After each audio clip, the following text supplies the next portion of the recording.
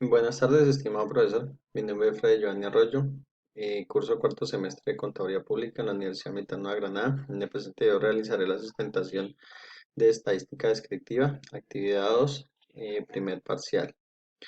Pues acá tenemos nuestro primer punto, que era generar unos datos con una fórmula. Aquí los generamos, los clasificamos y aquí tenemos entonces nuestro primer paso, que es identificar la cantidad de datos, que eran 50, sacar nuestro intervalo, que esto lo sacamos con el método de Storge, 1 más 3.3 por logaritmo de 10, y eso nos dio 6.60, entonces lo aproximamos a 7. Entonces acá tenemos nuestro número mayor, nuestro número menor, y tenemos el rango, que es la diferencia, y sacamos nuestra amplitud, que es nuestro rango dividido en 7. Entonces ahí tenemos nuestro primer dato. Y pasamos aquí a nuestra tabla de frecuencia, la elaboración de nuestra tabla de frecuencia. Entonces acá tenemos número de intervalos, tenemos acá el límite inferior, límite superior, la marca de clase, que es la diferencia de estos dos.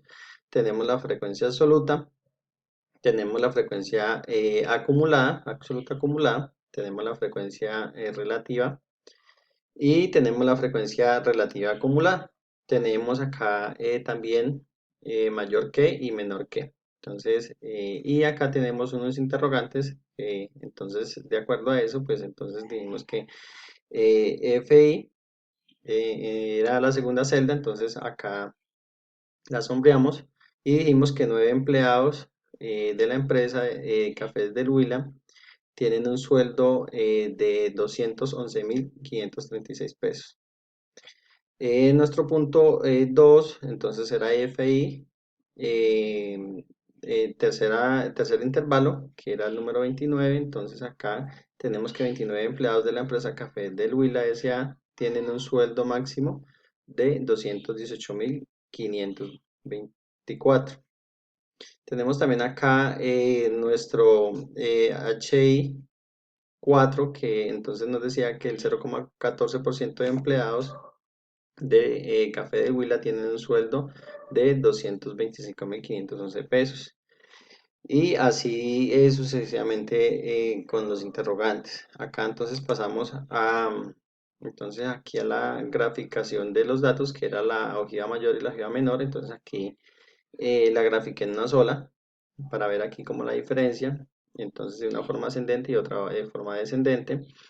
Entonces aquí tenemos nuestros datos, que son los de la ojiva, y acá tenemos nuestra ojiva mayor y nuestra ojiva menor. Acá entonces tenemos los gráficos, el histograma. Entonces también este lo sacamos acá con los datos de la marca de clase y la frecuencia absoluta.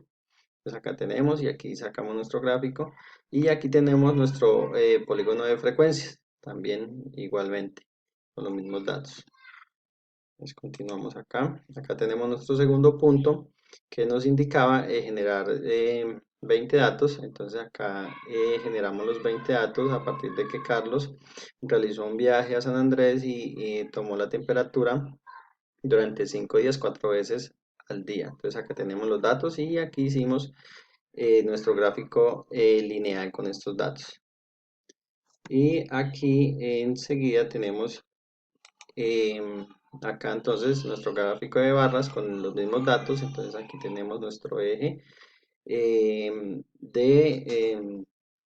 centígrados, y aquí tenemos los días de la semana, y aquí tenemos los datos por cada uno de los días de la semana. Igualmente aquí en circular. Entonces acá tomamos solo un día. Entonces decimos que el lunes tenía 23, el martes 17, el miércoles 20, el jueves 16 y el viernes 24. Aquí yo le adicioné como un porcentaje, pero pues ahí no requería como ese punto. Y acá tenemos nuestro diagrama de dispersión, que para hacer este diagrama de dispersión, entonces los datos teníamos que usar con unos datos que afectaban una variable o otra. Entonces aquí cambié los datos y espero no afecte, aquí para demostrar qué afecta en cuanto a una variable a la otra, y aquí vamos mirando nuestra curva descendente en nuestro diagrama de dispersión. Eso fue toda mi intervención. Muchísimas gracias, estimado profesor.